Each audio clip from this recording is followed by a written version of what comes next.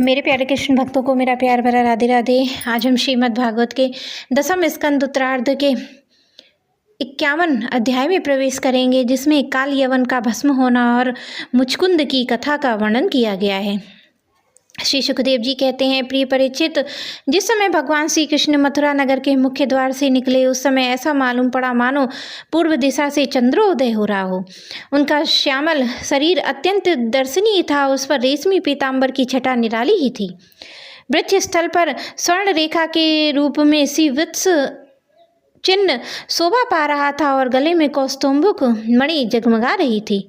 4 भुजाएं थी जो लंबी लंबी कुछ मोटी सी थी। हाल के खिले हुए कमल के समान कोमल रत्नारे नेत्र थे। मुख कमल पर राशि राशि आनंद खेल रहा था। कपोलों की छटा निराली ही थी। मंद मंद मुस्कान देखने वालों का मन चुरा लेती थी और कानों में मकरकृत कुंडल झिलमिला रहे और झलक रहे थे। उन्हें देखकर काल यवन ने निश्चय किया कि यही पुरुष वासुदेव है, क्योंकि नारद जी ने जो जो लक्षण बतलाए थे, वृक्ष स्थल पर श्रीवत्स का चिन्ह, 4 भुजाएं, कमल से नेत्र, गले में वनमाला और सुंदरता की सीमा, वे सब इसी में मिल रहे हैं। इसलिए ये कोई दूसरा नहीं हो सकता है। इस समय ये बिना किसी अस्त्र शस्त्र के पैदल ही इस ओर चला आ रहा है, इसलिए मैं अब इसके साथ बिना अस्त्र शस्त्र के ही लड़ूंगा। ऐसा निश्चय करके जब काल यवन भगवान श्री कृष्ण की ओर दौड़ा, तो वे दूसरी ओर मुंह करके रणभूमि से भाग चले और उन योगी दुर्लभ प्रभु को पकड़ने के लिए काल यवन उनके पीछे पीछे दौड़ने लगा।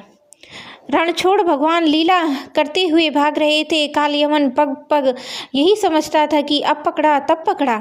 इस प्रकार भगवान उसे बहुत दूर एक पहाड़ की गुफा में ले गए। काल यवन पीछे से बार बार आक्षेप करता हुआ, अरे भाई, तुम परम यशस्वी यदुवंश में पैदा हुए हो, तुम्हारा इस प्रकार युद्ध छोड़कर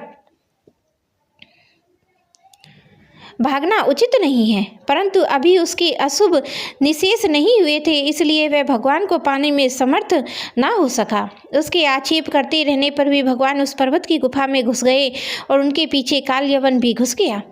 वहाँ उसने एक दूसरे ही मनुष्य को सोते हुए देखा। उसे देखकर काल यवन ने सोचा, देखो तो सही, यह मुझे इस प्रकार इतनी दूर ले आया है और अब इस तरह मानो इसे कुछ पता ही ना हो, साधु बाबा बनकर सो रहा है। यह सोचकर उस मूढ़ ने उसे कसकर एक लात मारी। वह पुरुष वहाँ बहुत दिनों से सोया हुआ था और पैर की ठोकर लगने से वह उठ पड़ा और धीरे धीरे उसने अपनी आंखें खोली। इधर उधर देखने पर पास ही काल यवन खड़ा हुआ दिखाई दिया। परीक्षित, वह पुरुष इस प्रकार ठोकर मारकर जगाए जाने से कुछ रुष्ट हो गया और उसकी दृष्टि पड़ते ही काल यवन के शरीर में आग पैदा हो गई और वह क्षण भर में जलकर राख का ढेर हो गया। राजा परीक्षित ने पूछा, भगवान, जिसके दृष्टि पात्र मात्र से काल यवन जलकर भस्म हो गया, वह पुरुष कौन था? किस वंश का था? उसमें कैसी शक्ति थी? वह किसका पुत्र था? आप कृपा करके यह भी बतलाइए कि वह पर्वत की गुफा में जाकर क्यों सो रहा था। श्री सुखदेव जी कहते हैं, परीक्षित, वे इक्ष्वाकु वंशी महाराजा मानधाता के पुत्र राजा मुचकुंद थे। वे ब्राह्मणों के परम भक्त, सत्य प्रतिज्ञ, संग्राम विजयी और महापुरुष थे। एक बार इंद्रादि देवता असुरों से अत्यंत भयभीत हो गए थे। उन्होंने अपनी रक्षा के लिए राजा मुचकुंद से प्रार्थना की। उन्होंने बहुत दिनों तक उनकी रक्षा की। जब वे बहुत दिनों के बाद देवताओं के सेनापति के रूप में स्वामी कार्तिकेय मिल गए, तब उन लोगों ने राजा मुचकुंद से कहा, राजन, आपने हम लोगों की रक्षा के लिए बहुत श्रम और कष्ट उठाया है, अब आप विश्राम कीजिए। वीर शिरोमणि, आपने हमारी रक्षा के लिए मनुष्य लोग का अपना अखंड राज्य छोड़ दिया और जीवन की अभिलाषाएं और भोग का परित्याग कर दिया। अब आपके पुत्र, रानियां, बंधु बांधव, अमात्य मंत्री, आपके समय की प्रजा में कोई ना रहा है। सबके सब काल के गाल में चले गए हैं। काल समस्त बलवानों में भी बलवान है। वह स्वयं परम समर्थ, अविनाशी और भगवत स्वरूप है। जैसे ग्वाले पशुओं को अपने वश में रखते हैं, वैसे ही खेल खेल में सारी प्रजा को अपने अधीन रखता है। राजन, आपका कल्याण हो, आपकी जो इच्छा हो हमसे मांग लीजिए। हम कैवल्य मोक्ष के अतिरिक्त आपको सब कुछ दे सकते हैं, क्योंकि कैवल्य मोक्ष देने की सामर्थ्य तो केवल अविनाशी भगवान विष्णु में ही है। परम यशस्वी राजा मुचकुंद ने देवताओं से इस प्रकार प्रार्थना कहने पर उनकी वंदना की और बहुत थके होने के कारण निद्रा का ही वर मांग लिया और उनसे वर पाकर वे नींद में भरकर पर्वत की गुफा में सो गए। उस समय देवताओं ने कह दिया कि राजन, सोते समय यदि आपको कोई मूर्ख बीच में ही जगा देगा तो वह आपकी दृष्टि पड़ते ही क्षण भर में भस्म हो जाएगा। परीक्षित, जब काल यमन भस्म हो गया तब यदुवंश शिरोमणि भगवान श्री कृष्ण ने परम बुद्धिमान राजा मुचकुंद को अपना दर्शन दिया। भगवान श्री कृष्ण श्री विग्रह वर्षाकालीन मेघ के समान सांवला था, शरीर में रेशमी पीताम्बर धारण किए हुए थे और वृक्ष स्थल पर श्री वत्स और गले में कौस्तुंभुक मणि अपनी दिव्य ज्योति बिखेर रहे थे। राजा मुचकुंद यद्यपि बड़े बुद्धिमान और धीर पुरुष थे, फिर भी भगवान की यह दिव्य ज्योतिर्मयी मूर्ति देखकर कुछ चकित हो गए और उनके तेज से हत प्रतिभ हो सकपका गए। भगवान अपने तेज से दुर्देश जान पड़ते थे। राजा से तनिक भी संकित होकर पूछा। राजा मुचकुंद ने कहा, आप कौन हैं? इस कांटों से भरे हुए जंगल में आप कमल के समान कोमल चरणों में क्यों विचर रहे हैं?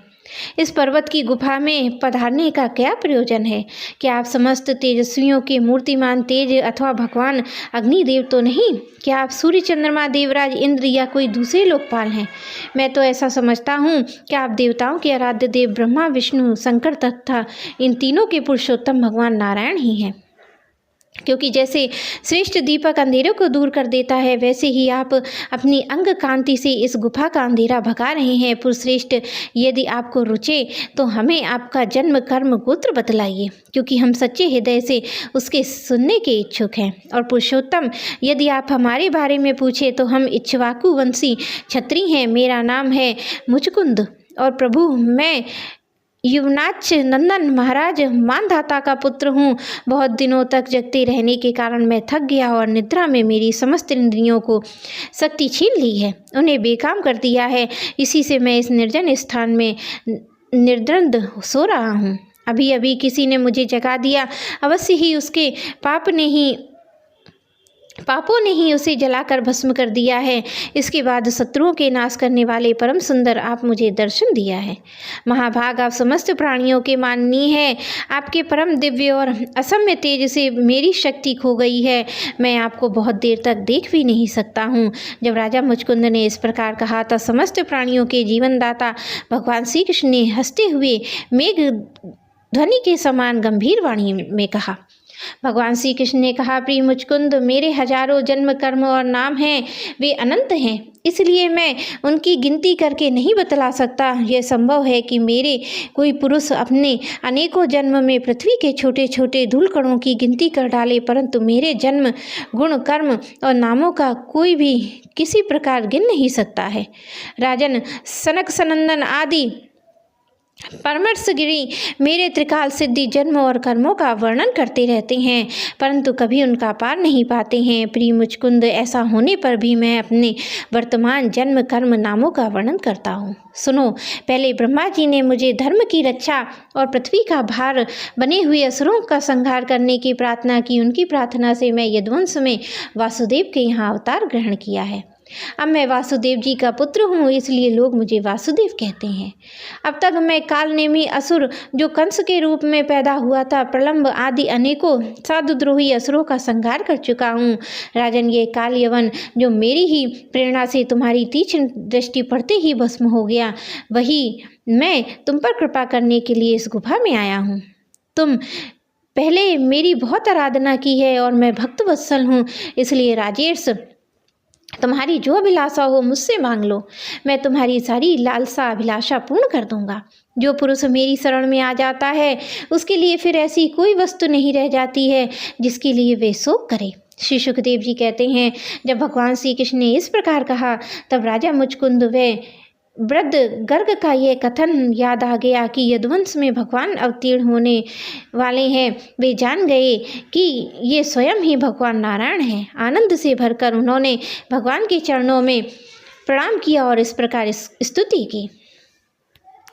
मुचकुंद ने कहा, प्रभु, जगत के सभी प्राणी आपकी माया से अत्यंत मोहित हो रहे हैं। वे आपसे विमुख होकर अनर्थ में ही फंसे रहते हैं और आपका भजन नहीं करते हैं। वे सुख के लिए घर गृहस्थी उन झंझटों में फंस जाते हैं जो सारे दुखों का मूल स्रोत है। स्त्री स्त्री पुरुष सभी ठगे जा रहे हैं। इस पाप रूप संसार में सर्वथा रहित प्रभु, ये भूमि अत्यंत पवित्र और कर्म भूमि है, इसलिए मनुष्य का जन्म अत्यंत दुर्लभ है।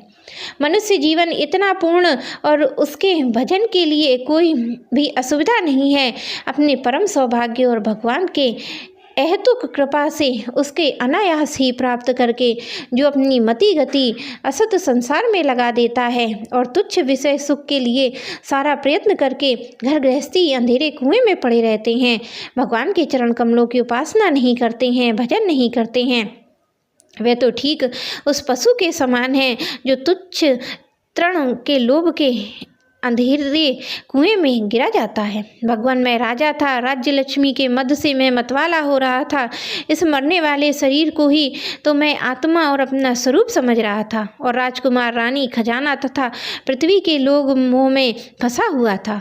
उस वस्तु की चिंता दिन रात मेरे गले में लगी रहती थी। इस प्रकार मेरे जीवन का ये अमूल्य समय बिल्कुल ही निष्फल व्यर्थ चला गया। जो शरीर प्रत्यक्ष ही घड़े और भीत के समान मिट्टी का है और दृश्य होने के कारण उन्हीं के समान अपने में से अलग भी है, उसी को मैं अपना स्वरूप मान लिया था, फिर भी अपने को मान बैठा था नरदेव। इस प्रकार मैंने मदान होकर अपना तो कुछ समझा ही नहीं और रथ, हाथी, घोड़े, पैदल, चतुर्गणी सेनापतियों से घिरकर मैं पृथ्वी पर इधर उधर घूमता रहा। मुझे यह करना चाहिए, ये नहीं करना चाहिए, इस प्रकार विविध कर्तव्य अकर्तव्यों की चिंता में पड़कर मनुष्य एकमात्र कर्तव्य भगवत प्राप्ति से विमुख होकर प्रमत्त हो जाता है और असावधान हो जाता है और संसार में बांध रखने वाले विषयों के लिए उसे लालसा दिन दूनी रात चौगनी बढ़ती जाती है। भगवान, मैं तो ऐसा समझता हूँ कि आपने मेरे ऊपर परम अनुग्रह की वर्षा की है, क्योंकि बिना किसी परिश्रम के अनायास ही मेरे राज्य का बंधन टूट गया और साधु स्वभाव के चक्रवर्ती राजा भी जब अपना राज्य छोड़कर एकांत में भजन साधन करने के उद्देश्य से वन में जाना चाहते हैं, तब उसके ममता बंधन से मुक्त होने पर बड़े प्रेम से आपसे प्रार्थना किया करते हैं। अंतर्यामी प्रभु, आपसे क्या छिपा है, मैं आपके चरणों की सेवा के अतिरिक्त कोई भी वर नहीं चाहता हूँ, क्योंकि जिनके पास किसी प्रकार का संग्रह परिग्रह ही नहीं है अथवा जो उसके अभिमान से रहित हैं, वे लोग भी केवल उसी के लिए प्रार्थना करते रहते हैं। भगवान, भला बतलाइए तो सही, मोक्ष देने वाले आपकी आराधना करके ऐसा कौन सा श्रेष्ठ पुरुष होगा जो अपने को बांधने वाले सांसारिक विषयों का वर मांगेगा। इसलिए प्रभु, मैं सत्व, रजोगुण, तमोगुण का संबंध रखने वाली समस्त कामनाओं को छोड़कर केवल माया के लिए श्रीमात्र संबंध से रहित गुणातीत एक अद्वितीय चित्त स्वरूप परम पुरुष आपकी शरण ग्रहण करता हूँ। भगवान, मैं अनादिकाल से अपने कर्म फलों को भोगते भोगते अत्यंत आर्त हो रहा हूँ। उसकी दुखद ज्वाला जलाती रहती है। मेरे 6 पुत्र, 5 इंद्रिय, 1 मन कभी शांत ना होते हैं। उनकी विषयों की प्यास बढ़ती ही जा रही है। कभी किसी प्रकार से एक क्षण के लिए भी मुझे शांति नहीं मिली। शरणदाता, मैं आपके भय मृत्यु शोक से रहित चरण कमलों की शरण में आया हूँ। सारे जगत के एकमात्र स्वामी परमात्मा, आप मुझ शरणागत की रक्षा कीजिए। भगवान श्री कृष्ण ने कहा, सौरभाम राजा, तुम्हारी मति, तुम्हारा निश्चय बड़ा ही पर्वत पवित्र और ऊंची कोटि का है। यद्यपि मैंने तुम्हें बार बार वर देने का प्रलोभन दिया, फिर भी तुम्हारी बुद्धि कामनाओं के अधीन न हुई। मैं तुम्हें जो वर देने का प्रलोभन दिया है वह केवल तुम्हारी सावधानी की परीक्षा के लिए। मैं जो अनन्य भक्त होते हैं उनकी बुद्धि कभी कामनाओं से इधर उधर नहीं भटकती है। जो लोग मेरे भक्त नहीं होते हैं वे चाहे प्राणायाम आदि के द्वारा अपने मन को वश में करने का कितना भी प्रयत्न क्यों ना करें, उनकी वासनाएं क्षीण नहीं होती हैं और राजन, उनका मन फिर से विषयों की ओर मचल पड़ता है। तुम अपने मन और सारे मनोभावों को मुझे अर्पित कर दो और मुझ में लगा दो, फिर स्वच्छंद रूप से पृथ्वी का विचरण करो। मुझ में तुम्हारी विषय वासना शून्य निर्मल भक्ति सदा बनी रहेगी। तुम क्षत्रिय धर्म का आचरण करते समय शिकार आदि के अवसरों पर बहुत से पशुओं का वध किया है। अब एकाग्र चित्त से मेरी उपासना करके तपस्या के द्वारा उस पाप को धो डालो। राजन, अगले जन्म में तुम ब्राह्मण बनोगे और समस्त प्राणियों के सच्चे हितैषी सुहृद हो जाओगे। फिर मुझ विशुद्ध विज्ञान घन परमात्मा को प्राप्त करोगे। मेरे प्यारे कृष्ण भक्तों को मेरा प्यार भरा राधे राधे।